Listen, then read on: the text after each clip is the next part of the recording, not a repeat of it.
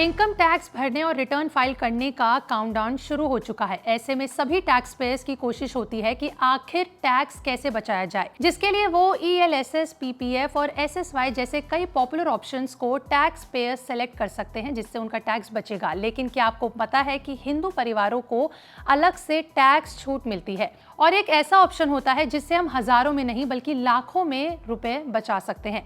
इसके जरिए टैक्स के रूप में आप कई पैसे बचा सकते हैं। ये छूट किसी खास परिवार के लिए नहीं होती, बल्कि देश का कोई भी हिंदू परिवार इसका फायदा उठा सकता है। लेकिन इस लिस्ट में हिंदुओं को ही फायदा नहीं मिलता, बल्कि सिख और जैनी लोगों को भी इसका फायदा मिलता है।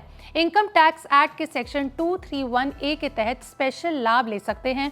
आयकर विभाग किसी HUL को अलग इकाई के तौर पर गिनता है, जिससे उसके टैक्स छूट का दायरा भी बढ़कर करीबन 2 गुना हो जाता है। आइए जानते हैं कि आप कैसे HUL को क्रिएट करने के लिए फैमिली के कर्ता और प्रमुख का इनकम टैक्स डिपार्टमेंट को एक एफिडेविट देना बेहद जरूरी होता है। साथ में नई आइडेंटिटीज को पैन के साथ एप्लीकेशन देना होता है, जिसमें HUL की पूरी डिटेल्स होती हैं। HUL के तहत परिवार का मुख्य कर्ता माना जाएगा और बाकी सभी उसके सदस्य होंगे।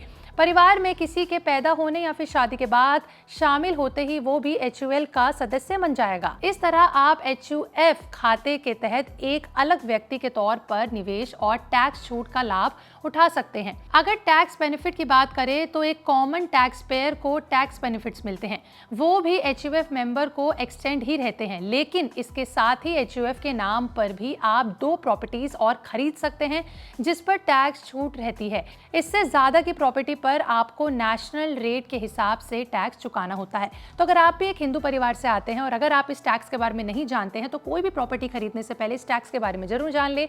ऐसे ही स्कीम्स और टैक्स से बचने की जानकारी जानने के लिए यू कैन फॉलो पैसा लाइव।